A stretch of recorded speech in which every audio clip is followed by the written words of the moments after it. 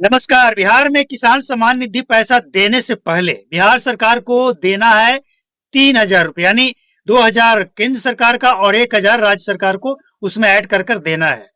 मतलब अब जो किसान को 21वीं किस्त 22वीं किस्त जो दिया जाएगा वो 3,000 रुपये का होगा। और इसके लिए राज्य सरकार के कुछ अधिकारी गांव गांव में आकर डॉक्यूमेंट्स ले रहे हैं उन किसानों से जिनको पैसा लेना है। लेकिन एक सवाल है राज्य सरकार से कि आप किसानों को 1,000 रुपया क्या दे रहे हैं कि किसानों का राशन कार्ड और कई योजनाओं से आपने जो वंचित कर दिया है। देखिए, 100 सवालों का एक ही जवाब है। बिहार में जो बजट है और बिहार सरकार का जो मैनिफेस्टो था इलेक्शन से पहले कि हम बिहार में ये चीजें देंगे, अब उसे देने के लिए बिहार सरकार की फटी पड़ी है। शब्द थोड़ा सा रफ हो सकता है लेकिन सच है। और इसीलिए सरकार दाएं बाएं कर रही है, कहां से क्या करें, कैसे छांटे, कैसे कम करें, ताकि जो बजट है उसमें हम समाएं, उसके अनुसार काम करें। देखिए, बिहार सरकार जो है ना, ये बुरी तरह से फंसी हुई है। बिहार सरकार को अब समझ ही नहीं आ रहा है कि हमने जो इलेक्शन में वादे किए हैं उसे पूरा कैसे करें। भाई, बजट कहां है, कहां से लाएंगे आप, कैसे करेंगे पूरा।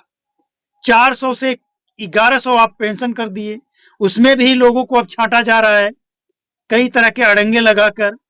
और इतना ही नहीं, राशन कार्ड एक एक जिला में 2-2 लाख तक राशन कार्ड को रद्द कर दिया गया। अब उसी पैसे से ये 1,000 रुपया जोड़कर किसान सम्मान निधि दे देंगे। लेकिन सवाल ये है कि जब औकात ही नहीं है तो फिर ये इस तरह के वादे करने की क्या जरूरत है। क्या बिहार की जनता आपसे मांग रही थी? बिहार की जनता आपसे कह रही थी कि हमको बिजली फ्री दे दीजिए, 1,100 पेंशन दे दीजिए, हमको फ्री राशन दीजिए, हमको 3,000 सम्मान निधि दीजिए, हमको छात्रवृत्ति दीजिए, हमको फलना दीजिए, ढिंका दीजिए। बिहार की किसी भी जनता ने क्या सरकार से ये मांग की है? नहीं ना। तो फिर जनता को ये देने के लिए सरकार को ये खुजली क्यों हो रहा था कि हम देंगे सिर्फ जीतने के लिए, और जब जीत गए तो ये नौटंकी कर रहे हैं अब कि ये देंगे तो ये नहीं देंगे, ये लेंगे तो ये करेंगे। मतलब साफ है कि सरकार की फटी पड़ी है बजट को देखकर और घोषणा को देखकर, इसीलिए ये सब नौटंकी चल रहा है। अब पेंशन वाले को छांटा जाएगा, सम्मान निधि वाले को छांटा जाएगा, राशन वाले को तो राशन रद्द ही कर दिया गया है।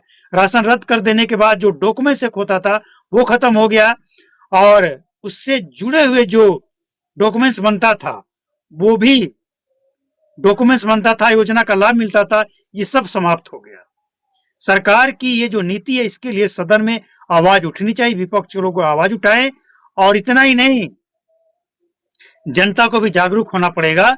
और हमने जो कहा था कि सरकार को अगर अब जनता बना सकती है तो सरकार को हटाने का भी कानून बनना चाहिए कि सरकार अगर काम ढंग से ना करे, नेता विधायक ढंग से काम ना करे, जैसा कि राज्यसभा में जो आम आदमी पार्टी के राघव चड्ढा सवाल उठाए हैं, उस पर भी सरकार को काम करना चाहिए, कानून बनाना चाहिए, ताकि कोई भी पार्टी, किसी पार्टी की सरकार हो, एक कानून ये बने कि जनता को यह अधिकार मिले कि सरकार अगर अच्छा काम नहीं करेगी तो उस सरकार, उस सांसद, उस विधायक को हटाया भी जा सकता है।